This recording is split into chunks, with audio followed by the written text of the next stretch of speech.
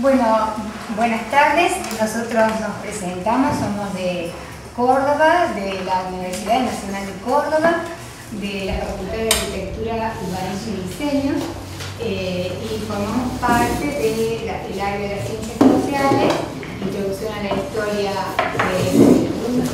de la arquitectura y arquitectura 2. Bueno, nuestro trabajo, en realidad, a partir de estas jornadas que nos invitan a participar, nos sumamos a partir de la experiencia del viaje que hemos tenido en Brasilia. Y hacemos nuestra, en la siguiente frase, como hipótesis, ¿no? Ningún viaje transcurre de A a B, ya que la esencia del viaje es que viajar a B modifica A, de Mark Wilson. Los viajes han constituido parte central de la formación de los arquitectos desde los comienzos de la misma como disciplina. Ya en la Escuela de Bellas Artes de Francia, a finales del siglo XVII, los arquitectos realizaban luego de su preparación en las artes clásicas y en la arquitectura de Grecia y Roma el llamado Grand Prix de Roma, que consistía en una beca del rey que les otorgaba a los estudiantes destacados para viajar a Roma a estudiar cultura clásica. En este contexto, el viaje ya formaba parte de las herramientas y conocimientos de los artistas arquitectos de Francia y de otros países de Europa que debían tener. En estos viajes, los nuevos profesionales visitaban las ciudades y ruinas más representativas de la antigüedad clásica de Italia y Grecia, entre ellas Roma, Pompeya, Paestum, Herculano, realizando dibujos y análisis que consolidaban o definían los nuevos rumbos de su actividad. Esta tradición, que integró el viaje de forma a veces institucionalizada o muchas otras no, dentro de la formación de los arquitectos, continuó, no siempre de la misma forma ni en los mismos lugares, como parte central de la misma que los arquitectos deben tener. La trayectoria de Luis Kahn permite pensar cómo el viaje realizado por él a Europa, principalmente en su estadía en Italia, transformó su forma de comprender la arquitectura, dando lugar a un estilo propio para representar lo que veían y poder expresar con la mente analítica algo de los rasgos esenciales que otorgan un carácter determinado a los edificios y lugares. Esta transformación en su forma de entender la arquitectura quedó plasmada en los numerosos dibujos, apuntes, óleos y litografías. La reconstrucción del viaje de Kahn, realizada por Serrano, nos permite observar cómo, al igual que sucedió con otros tantos viajeros, Kahn se debió sentir hondamente impresionado por su encuentro con Italia y la cultura mediterránea, y que esta impresión removió su sensibilidad artística y su deseo de expresar sus vivencias en dibujos y acuarelas, siendo así el viaje una experiencia transformadora, central para consolidar o modificar su formación previa. El viaje realizado por el equipo de docentes de las cátedras del área de Ciencias Sociales de la FAUDI, Universidad Nacional de Córdoba, que son la Introducción a la Historia de la Arquitectura y Urbanismo B e Historia 2A a Brasilia, durante una semana en el año 2015, del cual formamos parte, continúa en su esencia con la tradición del viaje como parte central de la formación de los alumnos, egresados, docentes, investigadores, arquitectos. Con diversas hipótesis y conocimientos previos, este equipo de docentes emprendió su traslado a Brasilia, y lo más importante de la transformación personal y profesional ocurrida durante y posteriormente al viaje es lo que aquí presentaremos como Brasilia entre vanguardia y patrimonio. Antes voy a salir un poco del libreto que teníamos previsto, porque según lo que vimos esta mañana, por lo menos los que vimos ayer no estuvimos, discúlpenos, ustedes todos han hablado de los viajes de los otros. sinceridad, ese es el nombre de la jornada, ¿no? La ciudad y los otros. Nosotros vamos a ver el viaje nuestro. Hay mucho de egoísmo en esto. Ayer hubo una experiencia de unas docentes que viajaban por Latinoamérica. Eso no, me deja mucho Encima salimos nosotros en la foto. Sí, sale también en todas las fotos, así que... Bueno, ustedes dirán por qué esas dos imágenes, que obviamente no son de Brasilia.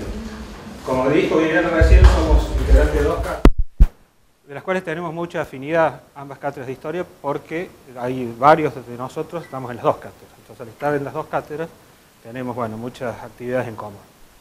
Y se nos ocurrió, alguien dijo, che, podríamos ir a Brasilia hace como 2 o 3 años, y medio que como que quedó flotando, ¿no? Y pasaron esos 2 años, y este año, a principio de año, alguien que está aquí presente, que es ella, ella dijo, che, ¿vamos a ir a Brasil o no vamos a ir a Brasil? Bueno, y a partir de ahí hubo una absoluta unanimidad, total. Todos pensamos, todos somos de algún modo viajeros, a todos nos gusta viajar, y bueno, pensamos que, nadie lo dijo, ¿no? Pero pensamos que podíamos ir, no sé, a algunas ruinas arqueológicas prehispánicas, podríamos ir a ciudades coloniales, de las cuales hemos puesto algunas fotos, de las cuales hemos ido, ciudades coloniales que son como museos, como Cartagena, o ciudades coloniales mucho más vivas, como La Habana. Pensamos, cada uno habrá pensado, que podíamos ir a ciudades decimonónicas, con sus grandes edificios neoclásicos, o a ciudades modernas, a ciudades posmodernas, o incluso hasta la ciudad virtual, ¿no? Que como que no tiene una expresión espacial muy clara todavía, pero bueno, alguna vez seguramente iremos. Pero no fue así. Nadie puso un pero, nadie dijo, no, vamos a otro lado. ¿Vamos a Brasilia? Nadie dijo nada, y así fue que se gestó este viaje. Porque realmente a Brasilia la hemos estudiado. Yo recuerdo, esto es muy personal, yo recuerdo cuando entré a la facultad, yo hice el taller total, un sistema educativo pedagógico, quizás algunos de ustedes conozcan, que hubo en Córdoba en la década del 70. No existían las historias, existían las áreas de las ciencias sociales, y lo primero que yo tuve que hacer dentro de las áreas de ciencias sociales es hacer una comparación entre Chandigarh y Brasilia. Fue lo primero con mis 17 años, que no entendía nada de nada. O sea que Brasilia nos viene acompañando desde, por lo menos a mí, y supongo que más o menos a todos, desde estudiantes, prácticamente desde el primer día de clase. Además, Brasilia está en el programa de ambas cátedras, una superposición programática que alguna vez tendremos que superar. Por supuesto, con mucha más profundidad en una que en la otra. Bueno, en definitiva, eso fue lo que nos impulsó a ir a Brasilia, sin querer compararnos, ¿cierto?, con los arquitectos de la, ¿cómo se llama? ¿El Grand Prix?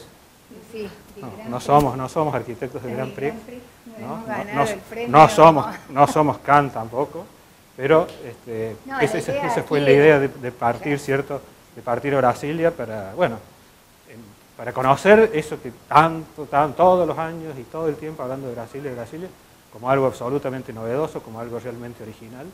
Y bueno, eso fue lo que hicimos, ¿no? Partimos 11 personas, que somos los que estábamos antes, en la imagen anterior, como les digo, integrantes de 2 cátedras, y bueno, y pasamos realmente una semana que creo que no la vamos a olvidar nunca.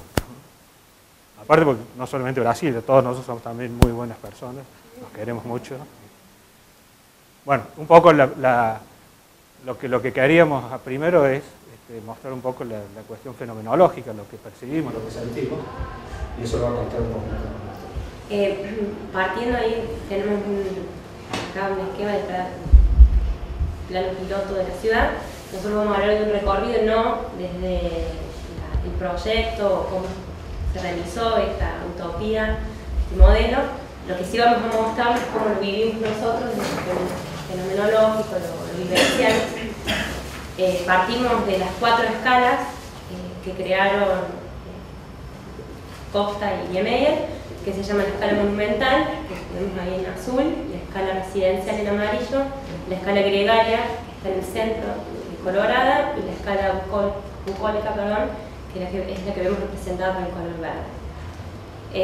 En Brasilia se pierden esos elementos que configuran en la ciudad, la calle corredor, digamos, la fachada continua, y empiezan a aparecer otros elementos, como esta explanada, que fue el primer lugar que recorrimos, que elegimos empezar por ahí, el viaje.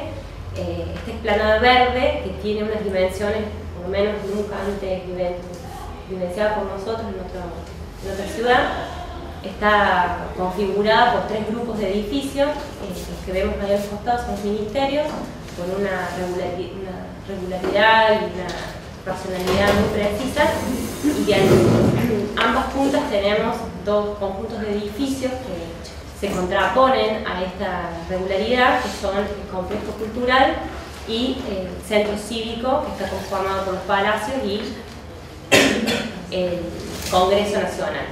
¿Qué impresión nos dejó al estar en este espacio? Realmente las palabras que surgieron fue estar en una maqueta por, no sé, las veces que lo hemos estudiado, cómo nos hemos acercado, nos hemos interiorizado con la ciudad. En realidad la perfección, una cuestión muy estática, es lo que percibimos en este lugar.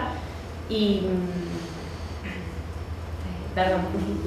a partir de esa sensación dijimos en el trabajo de estar en un museo a cielo abierto, donde la arquitectura es la gran son los objetos en exhibición dentro de ese gran espacio. En contraposición a esa explanada verde, a ese museo que nosotros mencionamos, está este otro espacio, que es la Plaza Seca, que a diferencia de esa alfombra verde, tenemos un montón de elementos que nos van contando acerca de la historia de la ciudad, elementos simbólicos sobre cómo fue declarada Patrimonio de la Humanidad, o por qué fue declarada, y algunos memoriales que aluden a la historia de la ciudad.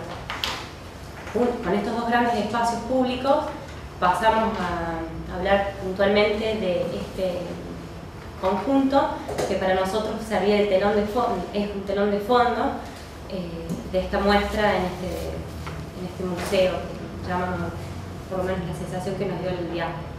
Los 4 palacios que componen este conjunto cívico que rodea a la Plaza de los 3 Poderes, los hemos visto a partir del tratamiento de las columnas, que tiene un tratamiento plástico muy detallado, como un conjunto que antes de estar tan arraigado al suelo, en una condición tan estática como si nos pareció la explanada, nos da esa sensación de esbeltez y de levedad, que pareciera que estos edificios estuviesen flotando un poco sobre la tierra, estuviesen en el aire.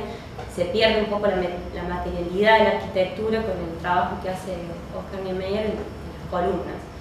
Y podemos decir que parece el movimiento, que está en el movimiento por el agua que escurre en el edificio que tenemos ahí a la izquierda y abajo, que es el Palacio de Justicia, como un objeto, una escultura cinética, ¿no? Por las luces, las sombras, los reflejos que tienen con respecto al agua, las proyecciones en distintos momentos del día, de la luz. Y para transcurrir en este espacio, para poder recorrerlo, realmente tuvimos que buscar senderos, acortar caminos, largos caminos, por diversos lugares. Ahí vemos que no está pensada la vereda o el lugar del peatón, siendo que el recorrido que hicimos nosotros fue peatonal, ¿no? Un poco forzado en ese sentido.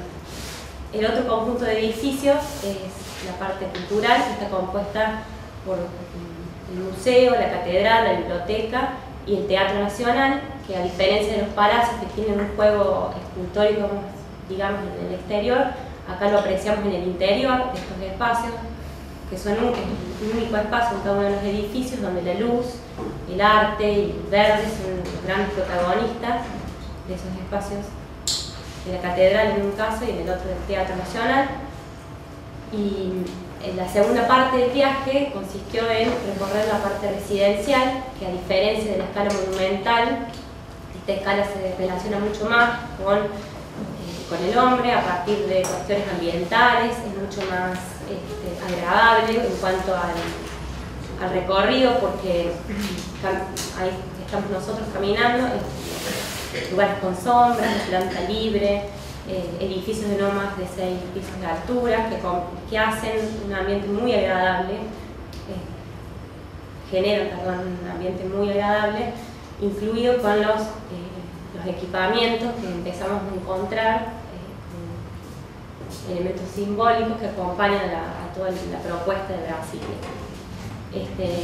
Esta foto representa la escala gregaria, esa que vimos al principio, de color rojo, que se parece un poco más a la ciudad tradicional, o a la ciudad ya conocida, donde tenemos hospitales, donde encontramos hoteles, bancos, parques de diversiones, y como centro de la ciudad está la rodoviaria, donde confluyen las 4 escalas, donde concurre la gente, para generar los movimientos, los flujos tanto de personas, me refiero de energía, es realmente un lugar de mucho movimiento y se diferencia a lo que se vive en la explanada, que percibe una condición más de algo estático. Y bueno, la ciudad acá son las satélites, son todas ciudades satélites que rodean este plan piloto, que nosotros no visitamos, y a propósito nos quisimos quedar en el plano piloto, porque en realidad esto ya forma parte de la ciudad ya conocida, que ya conocemos, y el viaje consistió en estar en el plano piloto. Bueno, ¿por qué hicimos por qué presentamos aquí este recorrido así muy rápido y fundamentalmente fenomenológico por el plan piloto? Porque el plan piloto es lo que se ha preservado, ¿cierto?, como patrimonio de la humanidad. En el año 1987, la UNESCO, ¿cierto?, declaró Brasilia Patrimonio de la Humanidad a partir de esta declaración que yo se los voy a leer rápido. Brasilia es un logro singular artístico, una creación primordial del genio humano, lo que representa a escala urbana la expresión viva de los principios e ideales presentados por el movimiento moderno y efectivamente incorporados en los trópicos a través de la planificación urbana y arquitectónica de Lucio Costa y Oscar Niemeyer. La experiencia brasileña se destaca por la grandiosidad del proyecto, estrechamente ligada a una estrategia de desarrollo ambiciosa y con un proceso de autoafirmación nacional ante el mundo.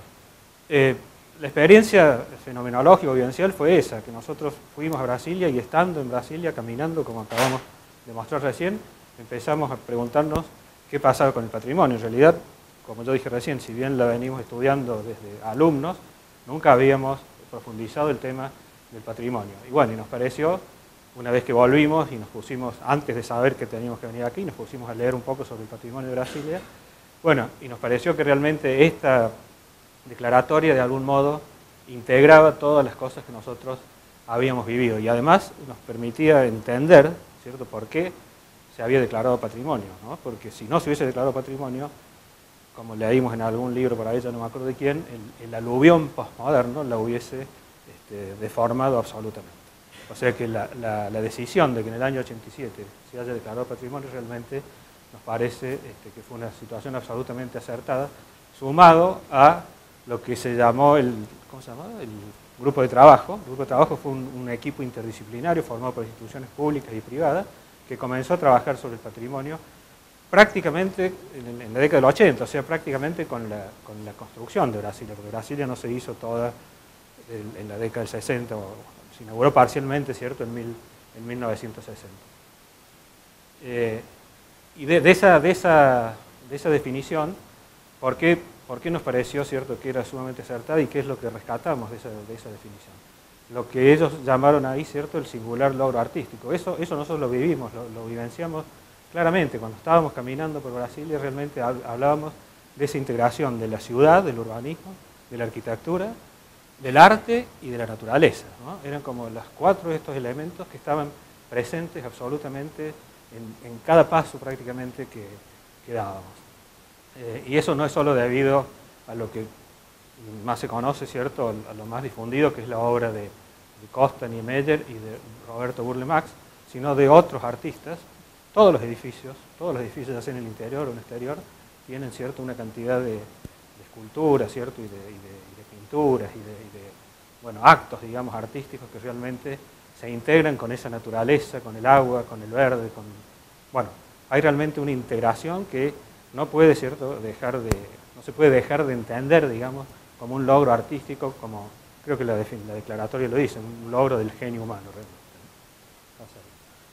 La otra cuestión que nos parecía básica es que obviamente, esto es más académico, pero es la expresión absoluta de los principios del movimiento moderno, construida 30 años después que fueron pensados, que fueron creados, cuando ya esos principios estaban cuestionados, ¿no? En la década del 60, en la década del 70, los principios que originaron esta ciudad ya estaban cuestionados, todos sabemos, ¿cierto?, por lo que fue el movimiento del Team 10 y otros grupos que cuestionaron tanto al movimiento moderno. Entonces, volvela por favor, esa definición, digamos, esa construcción de la ciudad realmente era una prueba fehaciente, ¿cierto?, un testigo clave, podríamos decir, de esos principios, de esos ideales que se habían plasmado, ¿cierto?, que se habían concretado de una manera realmente única. La otra cuestión, la tercera cuestión clave, que también la traímos desde Brasilia, esto nos llamó muchísimo la atención, sobre todo cuando visitamos el Memorial a JK, que es el museo, digamos, dedicado a Juscelino Kubitschek, que fue el presidente, digamos, que impulsó la creación de Brasilia, ¿cierto?, con ellos le llaman un grupo, un time de talentos. Realmente, ¿cierto?, nos parece que no tuvo una connotación solamente arquitectónica, urbana o artística, como yo decía recién, sino que tiene una proyección, ¿cierto?, una caracterización económica, política y social. Esto es plasmar, ¿cierto?, una idea de un país democrático, de un país que piensa en el progreso, que piensa en el desarrollo y que piensa en el futuro. Y creo que no se equivocaron, porque hoy Brasil, ¿cierto?, es uno de los países, ¿cierto?, más importantes, no solamente de Latinoamérica. Más allá de lo geográfico, ¿no?, de lo que significó sacar la capital de la costa. Ustedes perfectamente saben que las dos capitales anteriores habían sido Bahía primero y después Río de Janeiro. Toda la urbanización, toda la colonización portuguesa, ¿cierto?, se dio en las costas de Brasil. Entonces nos preguntamos, ¿no?, nos empezamos a preguntar un poco allá, pero le empezamos a dar forma acá, si es posible crear el patrimonio mientras la obra se está haciendo, ¿no? Un poco por ahí giraba un poco la pregunta nuestra. Y nos remitimos a una ponencia que habíamos hecho algunos de nosotros hace unos años, donde hablábamos del patrimonio preexistente, ¿no? Y esta idea se ve que en algunos de nosotros ya estaba en la cabeza desde hace mucho tiempo. Y Niemeyer dice, en algún lado que no me acuerdo por qué no lo pusimos, Niemeyer dice, cuando hacía los edificios de Brasilia, pensaba en el Palacio de los Dogos de San Marcos, o pensaba en la Catedral de Chartres. Y eso es lo que yo quería hacer, dice, quería hacer algo que fuese innovador, que fuese impactante, que realmente llegara a los sentidos, sin tener mucho en cuenta, esta es la parte discutible, la cuestión es funcional o estética. Bueno, esa segunda parte de lo que él dice, no se la creo mucho a Niemeyer, pero obviamente logró lo que él quería. Logró, ¿cierto?, que se entienda esto, que fue realmente, aún construida 30 años después, una utópica vanguardia, pero a la vez también, ¿cierto?, es un singularísimo patrimonio. O sea, son las dos cosas a la vez. Por eso nuestra ponencia se llama Brasilia entre vanguardia y patrimonio, porque es simplemente la punta, la cabeza, digamos, de esto que nos interesa estudiar, que nos interesa profundizar, y es ver de qué manera, ¿cierto?, las obras arquitectónicas pueden ser o no concebidas como patrimonio, ¿no? Brasilia es un invento moderno, ¿no?, pero a la vez, ¿cierto?, es un fiel reflejo, ¿cierto?, de la historia. Hoy podríamos hablar también de la tradición y de la identidad. Un poco, recién, eso es lo que... Un poco ahora le estamos dando forma, ¿no? Estas jornadas realmente nos sirvieron para empezar, ¿cierto?, a trabajar sobre el tema, porque realmente nos interesa mucho profundizar esta cuestión.